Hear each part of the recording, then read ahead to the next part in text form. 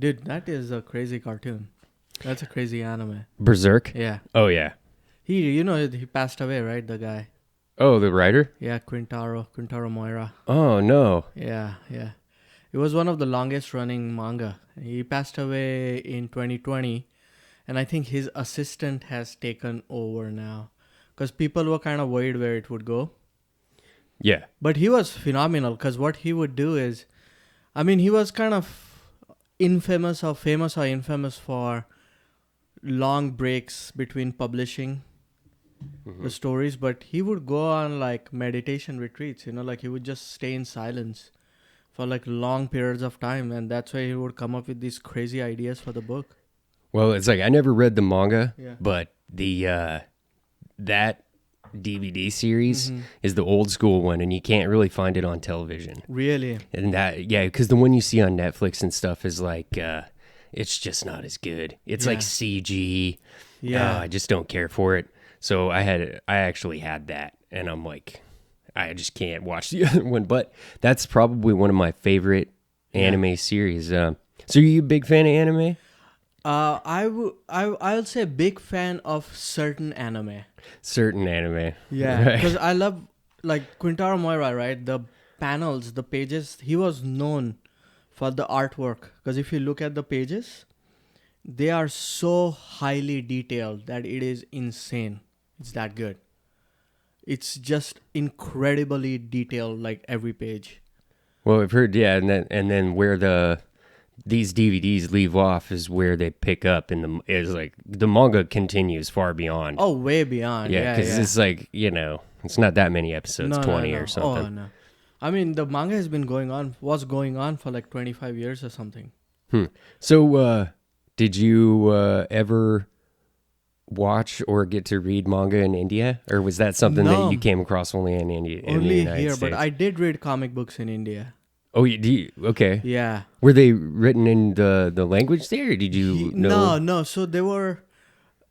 Now that I look back, it's like the quality of art was pretty terrible, but they were written in English. Yeah.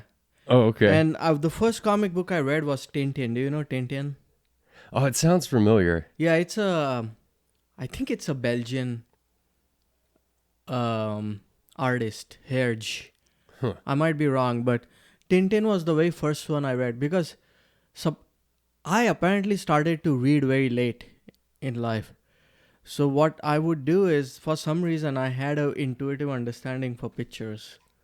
So I would just know the story, looking at the pictures kind of.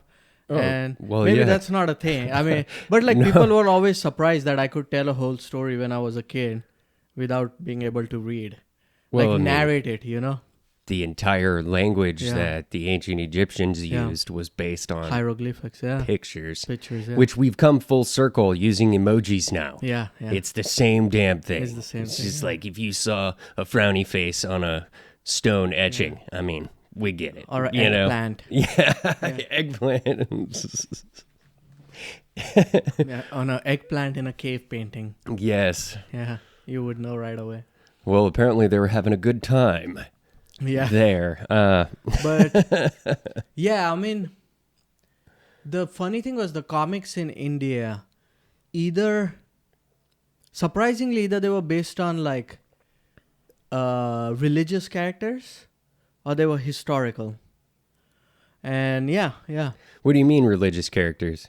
So, like they would be like stories of Hinduism or Mahabharata, Ramayana. Huh. So I would read those all the time when I was a kid, and they just felt to me like just really well written stories, because there was so much. It's like the Mahabharata, it's like Game of Thrones almost, because there's like this whole thing between two different clans, and there's 5 brothers, and then they play like a game of something similar to chess. And it's got all to do with like war and all of that while they're playing. And there's a lot of treachery and a lot of backstabbing and like a lot of strategizing that goes on. And it's like a whole story. Wow, your comic books are way different than the ones I got. Yeah, that yeah. were just like boom Yeah. and Well, I smash. guess our religion is way different than what you got. Yeah. Well, that's Yeah. kind of, that brings us to what we were talking about a little bit today with the revolt. Yeah. So the Sepoy, it's called a whole bunch of things Yeah. throughout the research that I've done. Yeah. The Sepoy mutiny, Yeah. the uprising, but it is seen as like the turning point in India, even though Yeah. it goes at this point all the way till 1947 is when India gets their independence from That's right. England, but under the rule of the East India Company, right? So, and one thing that this is interesting to me is like there's a lot of different factions of religions in the region. Mm-hmm. So, I mean, you have Sikhs, I mean, you have Hindus and That's right. Muslims, Yeah. and a lot of the, well, so how is that still in India today? Like we're talking about things that are happening back in 1850s and Yeah, yeah. 1600s and stuff, Yeah. but it's still a part of the culture, like talking about Yeah. the religion and stuff. I mean, like it's Yeah, not yeah. here. We Yeah. Well, I mean, the thing is, it's I feel now I've been here for about 17 years, and I feel like at least the cities have changed so much. Like it may still be the case, but it's not as pronounced as it was when I was growing up. And when I was growing up, it was still less pronounced when my parents were growing up. So it has started to dilute out a little bit. But yeah, it's very religious. it's very religious. Yeah. Yeah, I mean, and that's kind of how it was set. I mean, that's how the history is, right? I mean, originally, the caste system was developed by the priests way early on, Mm-hmm. to kind of as a way of maintaining power, and that has to this day it has its ramifications.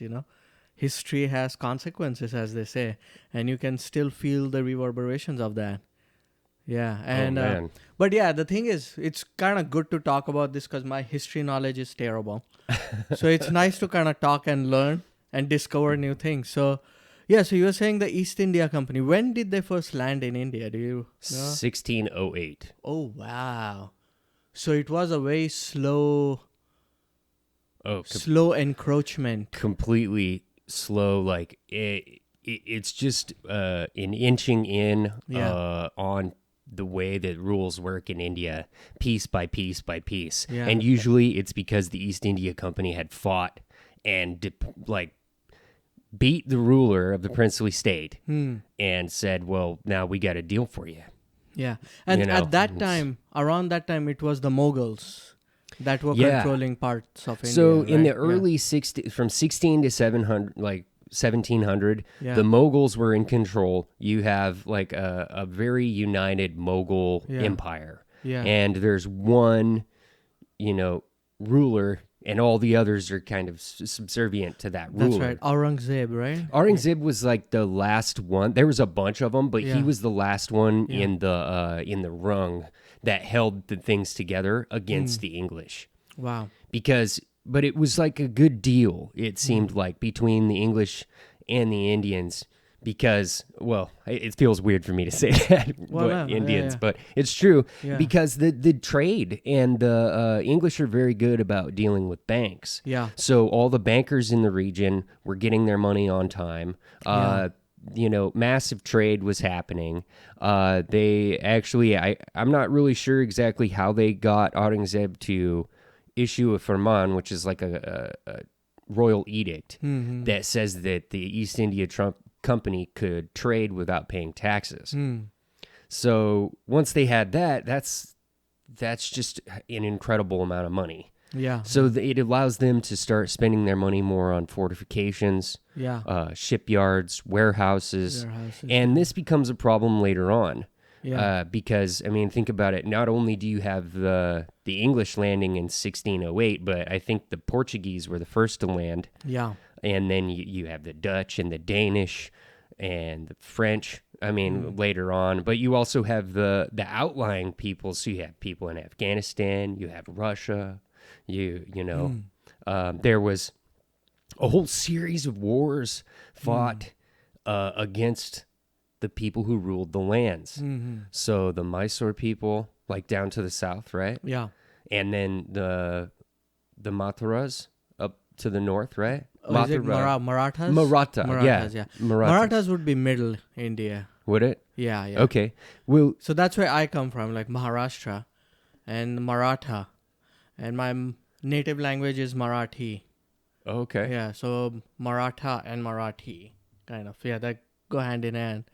So yeah, and Marathas were, at least the history that I read, most of the interesting stories come from their fight with the Mughals, and the key leader was Shivaji Maharaj, and he fought Aurangzeb, and there's like these exploits of him, and he's like this Jon Snow like figure, so very revered, and to me it was like a hero just thinking about that, at least growing up. I haven't thought about it much now, but like growing up. But yeah, and just to kind of contextualize, this is all kind of leading up to this revolt of the Sepoy, which Sepoy means soldier basically. Right. So soldiers revolt in when was it? 1857. 1857, and that was the spark that kind of started the war for independence, the fight for independence. Yeah. Yeah, well, and it's really because the English are really just being a bunch of freaking bastards. They just suck, man. They don't care about anything. They're a company. Yeah. So like, that's the most important thing to get out of this.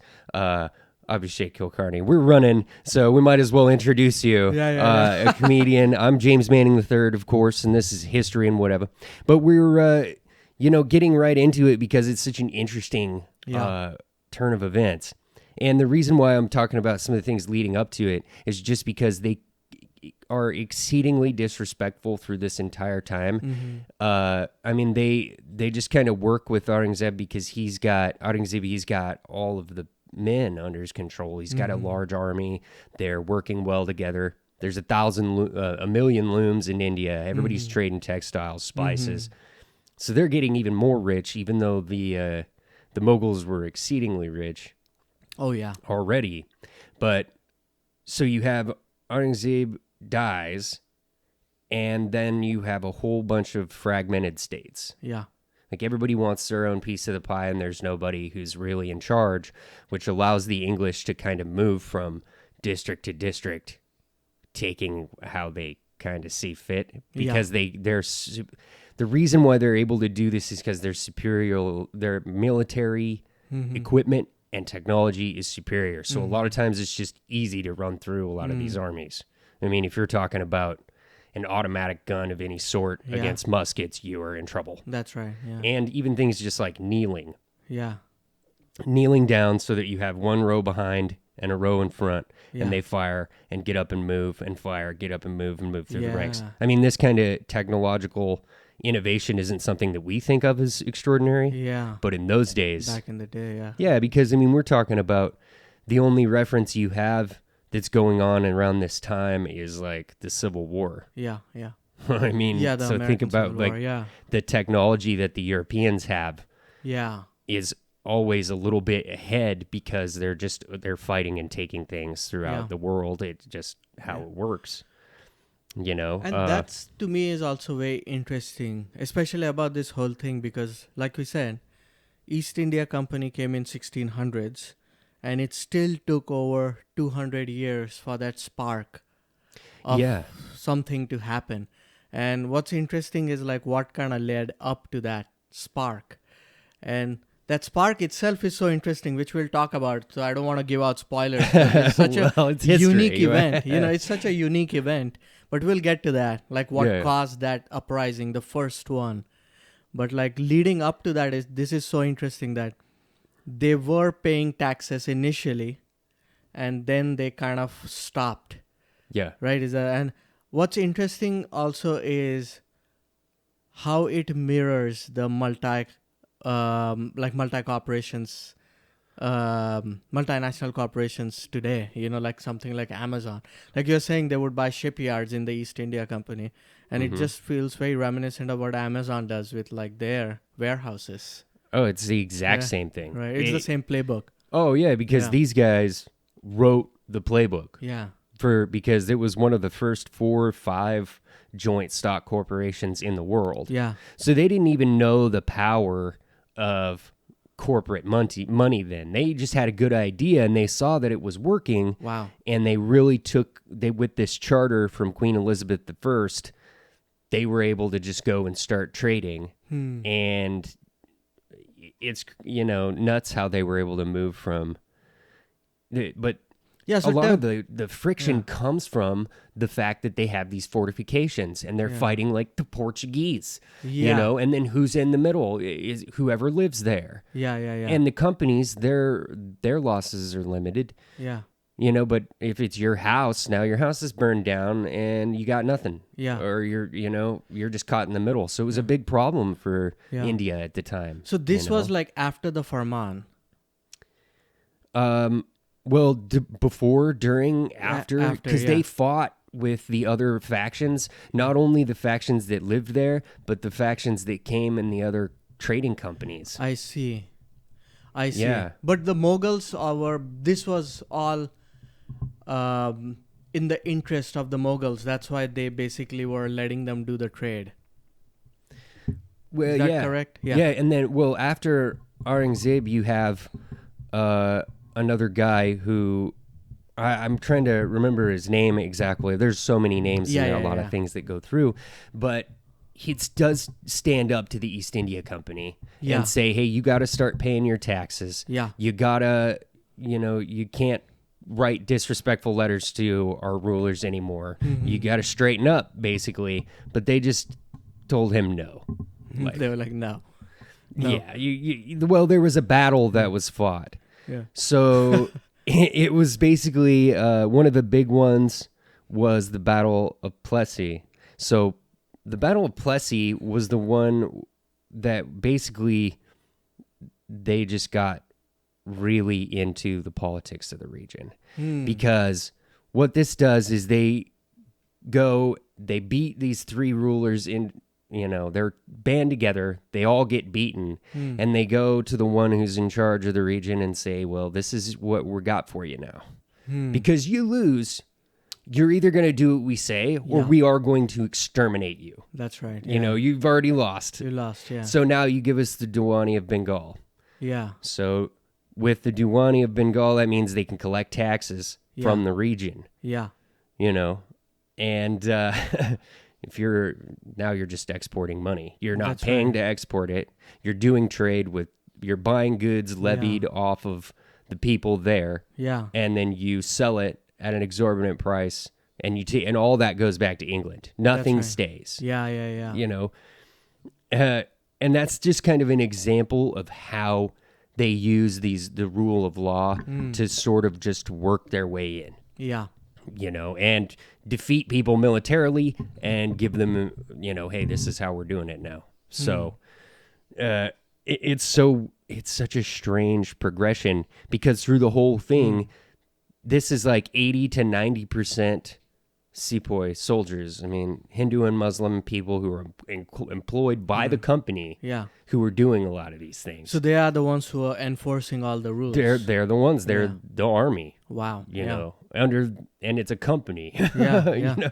Because the English rule thing, I think, is what like in modern mind is what we have, but it wasn't like that in the beginning. Yeah. Even though they wore red coats, they still weren't the crown. No. And like in periods, there would be English crown like soldiers mixed in, and all of the company soldiers would have to take orders from them regardless of rank.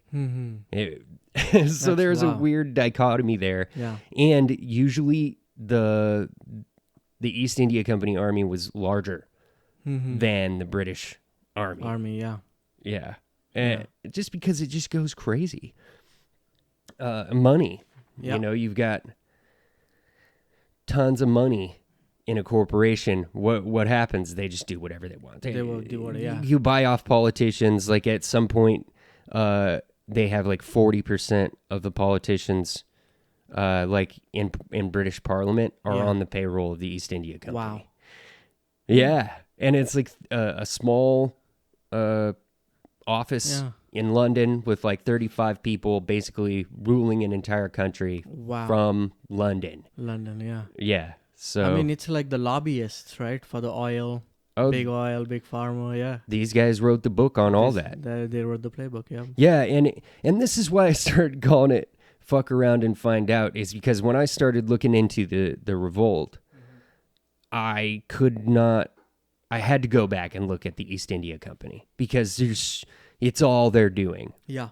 And so the big thing that happened, there's a few things, right? So we were talking about religion. Well, you have in Bengal, where you have most, like the revolt happens with the Bengal Sepoy, and they're made up of high caste folks from the region. So you have like the Brahmins up there, and one thing that they were passing these laws because the British rule thing is starting to happen as they take over these territories from these individual princely states with things like the doctrine of lapse. So they could say you're just ruling your territory incompetently and come in and take it. Wow. Or if you're the ruler and you pass and don't have a male heir, you lose it to the British. The East India Company takes your territory. Yeah. This is the kind of stuff that's stacking up. Yeah, so they're like reinforcing the patriarchy as well. Yeah, and they want that. They want an oligarchy, patriarchal thing, and that's something that people were realizing in the region too. Is that they were afraid that the East India Company was going to start turning everybody into Christians and doing away with the Indian way of life. Yeah, and this is pretty much true. This is very much true. It's just done in a very subversive manner. And it's slow over a period of time. Yeah, so it's not that evident, it's not in your face right away.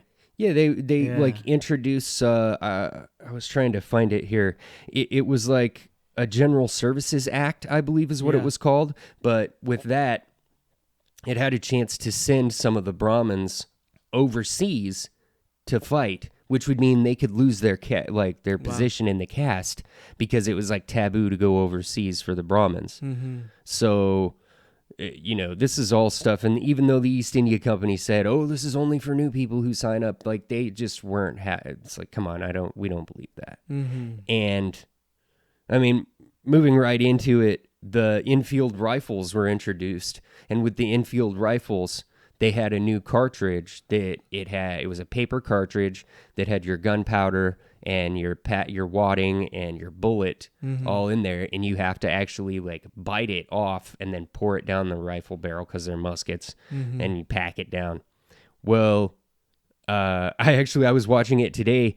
In the movie, there's like a movie made about this guy, Mangal Pandey, right? He's kind of like a folk hero. He's a folk hero, right? Yeah. Like David Crockett to us. Pretty much, yeah. Right? I mean, and I guess I don't know who David Crockett is, but yeah, I guess. He was, Alamo leader guy.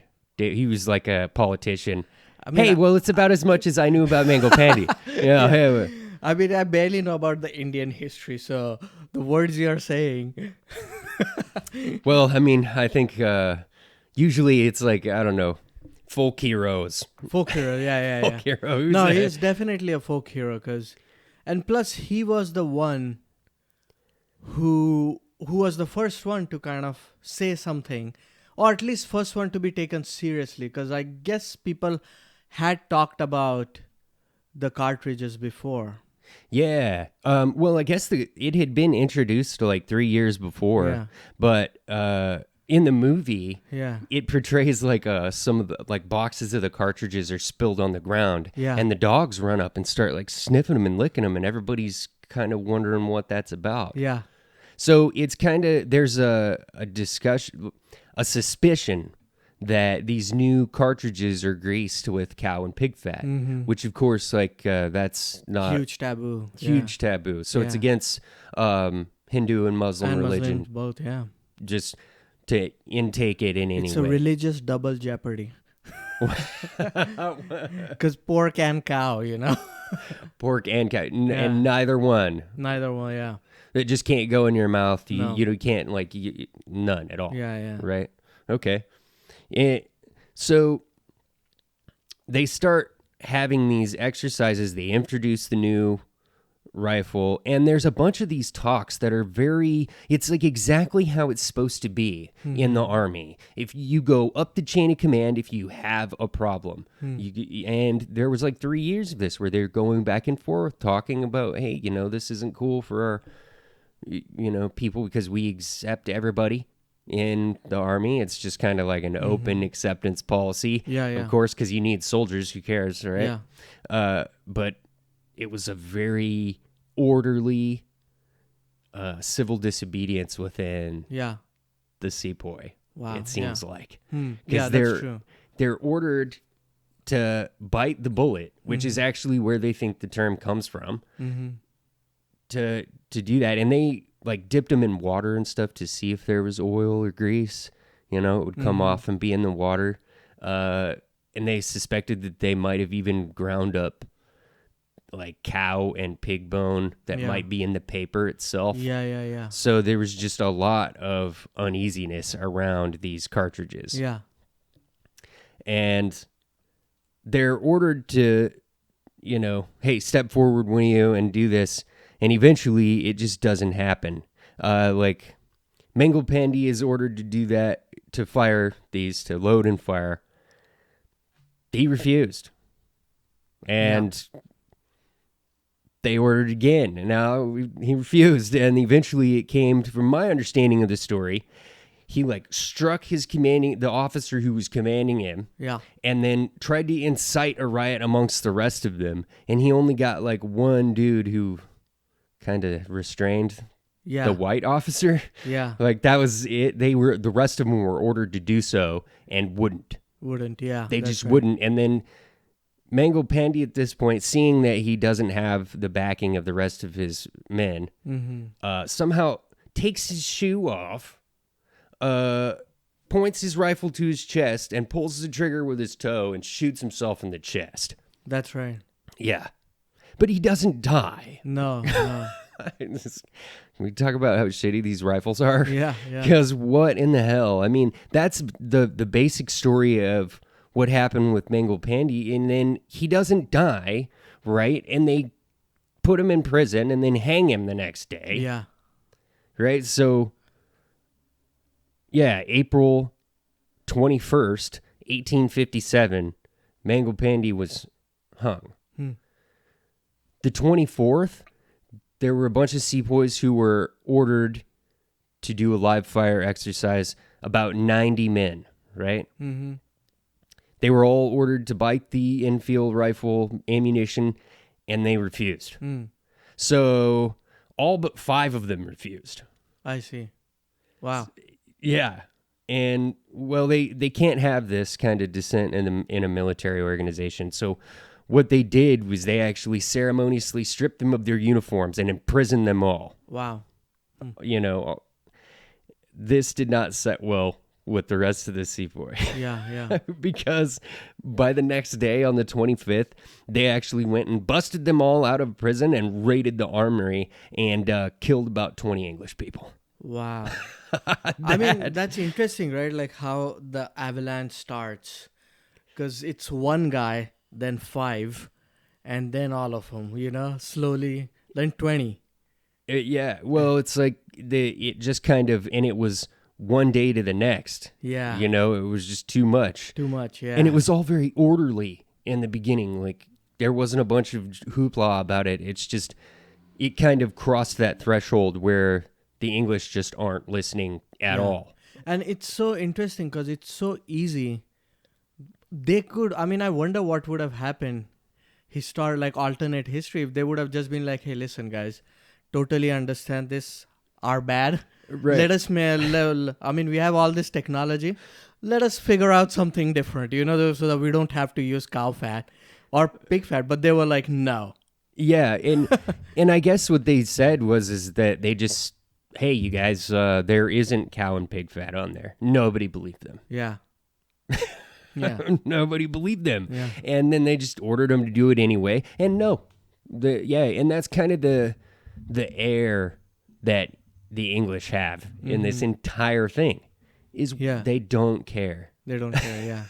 I mean, so once you have these 20 English people who were killed, you end up with a march to Delhi, Yeah. which I guess from where they were is about 40 miles. Mm-hmm. And they find this guy. I'm looking at how I had it written down. It's Dahir Jaffer, I guess. But the second, this guy was an older Mughal ruler, and he didn't have much power. But they were looking for a ruler, a leader, and they went to this guy, and he like reluctantly agreed to help them fight. And so they ended up fighting and gaining control of Delhi, right? But it didn't take long before like the fighting continues and the English are back and they're trying to take Delhi. They retake Delhi. You also have so Kanpur is another stronghold for the rebellion at this time. Lucknow, yeah. and Jhansi. Jhansi, yeah. Jhansi, yes. Yeah. So I totally, I'm going to make sure I correct this because Jhansi is the region, but Rani is the name of the famous. Yeah, Rani Lakshmi Bai. Rani means queen. So it's Queen Lakshmi Bai. Yeah. Lakshmi Bai is actually the name. Yeah. Okay. Because this is another person who falls victim to the doctrine of lapse. Yeah. Yeah, and it sparks the whole thing. She actually becomes a very highly regarded figure to help push things along. Yeah. I mean, she's considered to be like the Joan of Arc. If Mangal Pandey was Davy Crockett, she's the Joan of Arc. Yeah. Okay. Yeah, well, and Joan of Arc is such an interesting like thing too. It's like who's going to follow like a 14 or 16-year-old girl into battle. But hey, some of these knights did it. I feel like Rani of Jhansi is a different story. Like she is a completely badass, like fully grown woman who finds her way. They do end the same way, unfortunately. Yeah. And she had a little child. Yeah, so that's always interesting when you see depictions of Rani of Jhansi. She is always like has a baby on her back, and it makes me wonder, like, is that the person who is supposed to inherit, like the ruler who died didn't have a male heir, so they just annexed Jhansi. But under like the tradition of the region, it was okay to just choose an adopted successor, and that was Jhansi's son. Yeah, the adopted successor was supposed to be put there, and because of the doctrine of lapse, it was like her entire rule, all of her home and family, everything taken. Yeah, so nothing, and she ends up. That's one of the interesting things is like she fights this battle. And I believe it's in Delhi. And then she takes off and runs to the next, like, a township that she can get to, which I want to say it's Kanpur. I'm like trying to look over my notes to see exactly where, because so many of these things are like they're just not. I'm learning the words, but I don't have a very good geography, map. Yeah. Hey, you're doing a good job still. For as my public school education will take me. But she went to the ruler and said, look, you are going to be taken over. The English are coming. You should leave or prepare. And he sends her away. And of course they do. They come, they destroy it, they take everything. Yeah. And then she ends up fighting outside of like, I think it's Lucknow. I'm probably all wrong about the region, like the area where this happens. But puts on a very strong rebellion. And she's kind of the leader of it because there's not really anyone who's strong enough, but she stood up even, to protect her land, her family. I mean, there is always like this iconic picture of her riding a horse with her baby on her back in a sling, with like a sword in her hand. Yeah. Yeah. It's Well, like a very that's iconic picture. Yeah. yeah, and that's how she's always Image. Yeah. depicted, like in That's how she's depicted. statues, Yeah. that kind of thing. And so it's pretty prevalent though, still in India, to see these characters around, right? Or to Yeah. hear stories. Oh yeah, yeah. Were they in your comic books? I think so, yeah, but even our history is all about this, and the story itself is so interesting, you know. So I guess I can't particularly remember a comic book, but yeah, I mean there were always TV shows and movies about this, so it's always been embedded in the culture. Yeah, well, from this point on, though, it gets worse and worse. Yeah, that's right. Because Rani of Jhansi dies in battle, and the English eventually come back and retake all the territory. Because, That's right. well, there's an event where it just becomes more and more bloody because of all of the pretense. Yeah, it's a brutal massacre, right? Yeah, so they started there was a particular territory where they had taken it over, and all of the English people who were left, like all of the males were killed. And they just, man, I'm like so scatterbrained about it right now.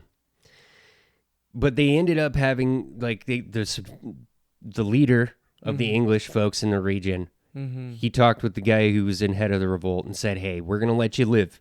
You can go down, there's going to be some ships for you. You can get on the boats and you can go to somewhere safe, get out of here. Yeah. Well, they never made it to the boats. Yeah. They murdered them all and eventually there was like some women and children who were left. Yeah. And they took them and they put them in this, place of holding. It was just like a prison sort of deal. Wasn't a very nice place to be. Eventually, all of them were killed as well and thrown into a well. Yeah. When the English heard of what happened there, Yeah. that was it, man. That was it. Yeah. They went berserk. Yeah. They brought in lots more troops. Yeah. They started breaking up the sepoy so that there were more like a 2-to-1 English to native folks. They started making sure that these revolts couldn't happen again. Yeah. And they did brutal things like strapping people to a cannon. Yes. And blowing them apart so that the burial rituals couldn't be completed. That's right. Yeah. Because the body parts were scattered everywhere. Yeah. Yeah. So it was almost because the burial rituals are so important from a religious perspective, because that's what people believe takes you to the next life or to heaven or like whatever place, like afterlife. Yeah. But if your body parts are all scattered, it's almost very symbolic because they're depriving you of a place, of afterlife. Oh, that's what the meaning is? Yeah, because they did that for all the rebels. That they stopped dealing with basically the areas where the rebellions came from, and they started recruiting from the places where they didn't rebel, because there were a lot of folks during this time period who weren't really keen on Mughal rule. So as the English came in and took over place by place, like some people were actually enjoyed it, did well, did better. And they couldn't really get a united front anywhere. So a lot of these different groups, they all sided either for or against the rebellion. And a lot of them sided against, even though it was a massive uprising. It was still just a large contingent of these folks who were doing fine under the rule of the company. Except they're having problems with money, right? So this company has gotten so big. It's so massive. We were talking about how they were buying off the government, because we're talking about things that have happened in India. I don't think we even got into in 1770, there was like a massive famine. And it's because of that asset stripping that was happening. You're not paying taxes. You're levying taxes to buy your goods. So you're just stripping all the wealth away. You have this massive famine and millions of people die. and the company does nothing. That's right. So that's like adding more to all of this problem that we're already having. And they continuously change the governmental structure and get into politics more and more. Mm-hmm. So, and that's kind of just how it works. And every step of the way is more and more. But when they start causing problems back in England, that's when things change. Mm-hmm. Because they've gone broke and they need money from the banks back in England. They say, okay, here, have several £1,000,000 or whatever. Yeah. And then they're like, well, we need more.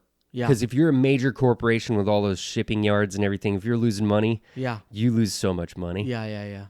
They went back, said, we need more. They said, we don't have it. Mm. This is a major problem. And the Crown starts putting out laws to try to rein in the ability of the East India Company. Mm-hmm. Just because they're everywhere. That's right. You know? And it's continuous fighting all the way through that. But this is where it all changes. So, example of kind of what they've been doing this whole time. They've been introducing these new laws, right?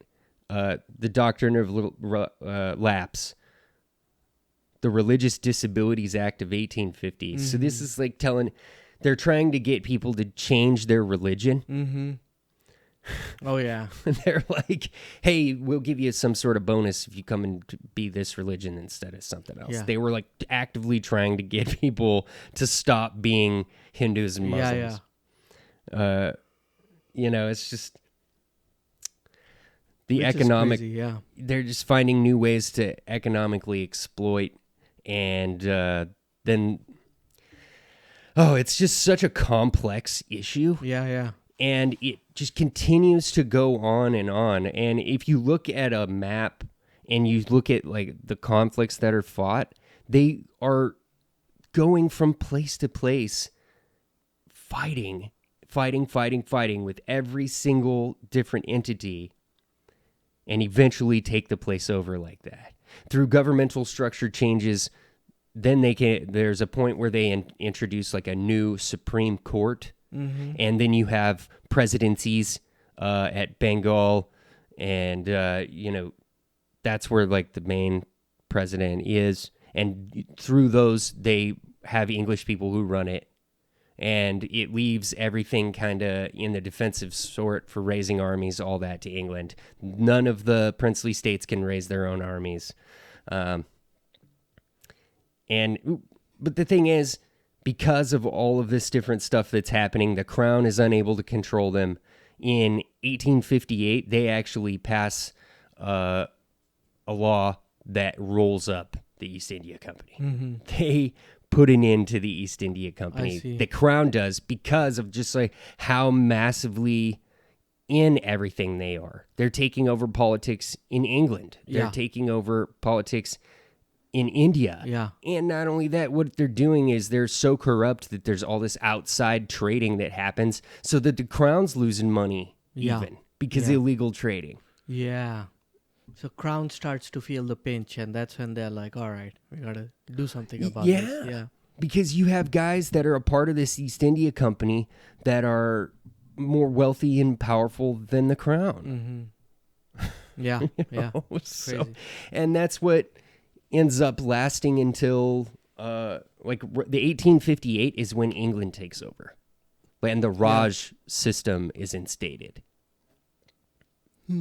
So the Raj starts at that point. Got it. The British Raj. Yes. In like 1858, because the Crown takes over all of the rule from the East India Company and dissolves the East India Company, and then start instating new rulers. See, and I haven't done much research into the Rajas yet, because this is the next phase. I think that could be the next episode. Yeah, I mean, I'd love to, and hopefully I could portray the story a little better than I did today. I think we got it. Well, there's so many small facets. Yeah. I mean, and they're not small in the time period. No, I think the Rani of Jhansi, I think that is an episode in itself. The whole, because it's such a fascinating story. Well, and you really wouldn't expect such a character like that to pop up. Yeah. Like, you know, Mango Pandy seems like he was just the person who was brave at the time, but there were a lot of folks who could have jumped up and did that. Yeah. Ronnie of Jancy, that's not something everybody could have done. No. That takes a special kind of person. You know, like you said, Joan of Arc. I mean, Joan of Arc was a special kind of person to step up in France and not be beheaded. Yeah. Yeah. No, so that's an episode in itself. I mean, there could be episodes on the war with the Marathas. Mm-hmm. There's like 4 wars fought with the Marathas. Mm-hmm. The Mysore. There's 3 or 4 with them. Yeah. There's wars with the Afghanis that happen. There's even just the English side of this. There's a description that I heard from, it was like written by an English soldier who witnessed the revolt start. Like he witnessed all of this. And his description was pretty brutal. Yeah. You know, so, I mean, everyone is affected by an event like this. Yeah. You know, we want to act like the English aren't affected because the company isn't. Yeah. But the people who were engaged in this, I mean, it affects everybody. Yeah.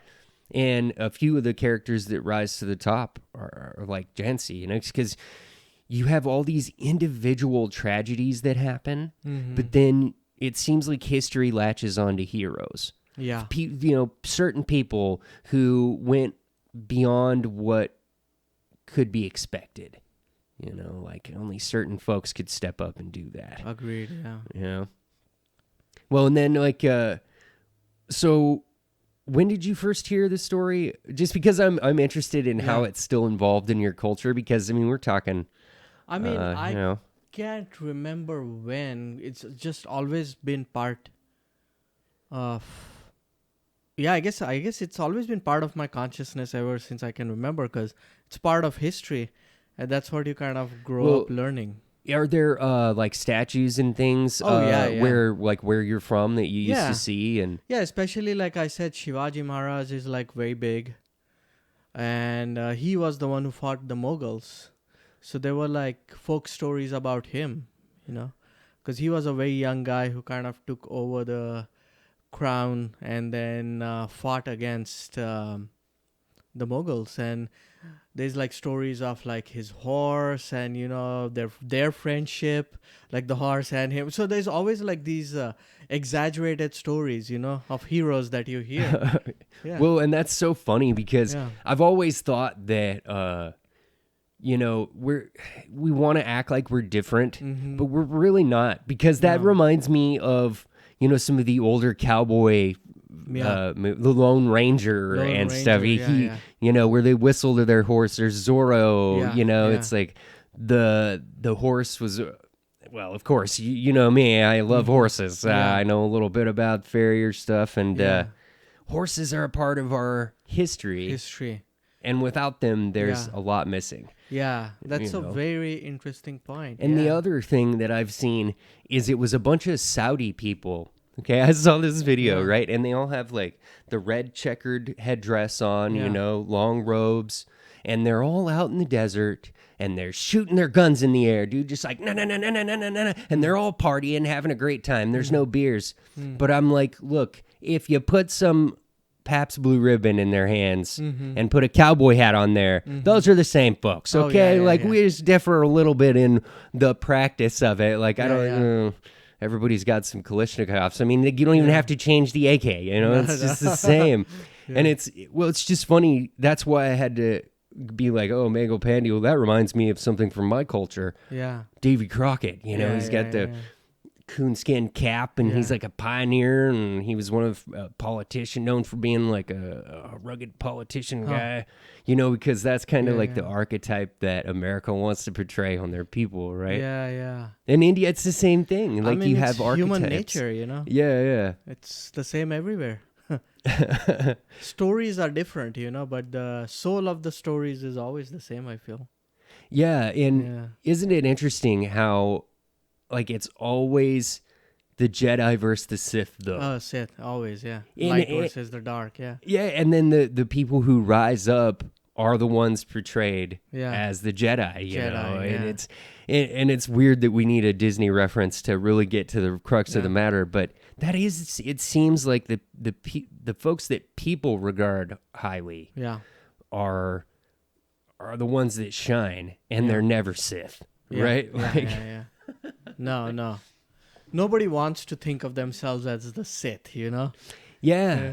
Well, and it's true. Even the English, they there's still quite a bit of people who want to think that they did something great and they Yeah. were just civilizing a culture. Culture, It's yeah. like a lot of people, you know, in the United States, like, civilize these folks, and it's Yeah. But it's not like that at all. Like No. in any amount of research will show Yeah. you It's that kind that of is like not it. No, it's kind of like stripping the richness, you know, away and homogenizing something in the name of civilizing a culture.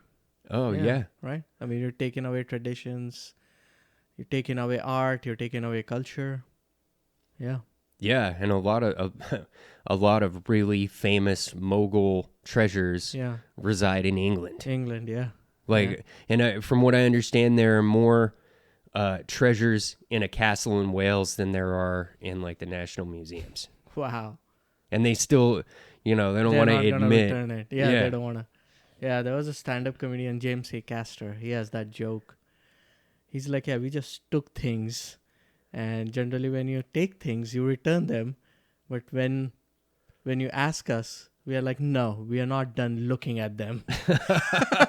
Yeah, right. I could use another 80, 90 years of inspection. Yeah. Yeah, well, excellent. I think we've kind of run out. I have been all over the place on my research, but I never claimed that this was going to be like a really well-researched comedy podcast, okay? All I said is history or whatever. Yeah. We're going to do some stuff. But yeah, maybe we'll have you on again, and we can go over some of the Raj era, because once again, I have no idea. I really, you kind of know about these things, but I think the only thing I really have experience with that is Indiana Jones. Yeah. And the Temple of Doom, because they're like it's a dealing. documentary. Yeah, right. I mean, well, think about it. Yeah. The American culture. How much exposure do I have to Indian culture? Yeah. And it's kind of like not much. Like I feel like I have more exposure to like Japanese and Chinese culture. Yeah. I mean, there's a little bit from religion, just studying, the different, like Hindu and stuff, the different gods that are there, because I like to look around. But it's just so interesting to me because I know a bunch of the evolution of America, but India is basically the same thing. Yeah. It's like if you just flipped over the coin and it happened in 1600 instead of 17. Yeah. Because we're actually dealing with the same company who's scaring us why we're throwing their tea into Boston Harbor. Yeah. The taxes and tariffs that the English put on, but it's English, it's like East India Company tea. And I think I went over that with the opium trade and all that. Yeah. Now we'll talk about it. Yeah. In Well, the next episodes. we will put a cap on this one. And hey, thanks, man. Appreciate it. Thank you for having me. This was great. Hey, did you guys like this episode? I know that it was full of errors and probably things that I should have remembered, but I have bad handwriting. And I also, as you know, like some cannabis once in a while, and sometimes it makes me forget things. But if I did, I want you to be able to contact me. Hey, jm3e.pod@gmail.com. jm3epod@gmail.com. Hey, send me an email, and I'll get back to it on the Bitch and Moan Report and see where I've made grave errors. And also, if you want to have me do a subject or something, hey, go ahead and drop me a line. jm3e.pod@gmail.com. All right, thanks for listening, you guys. We'll see you later.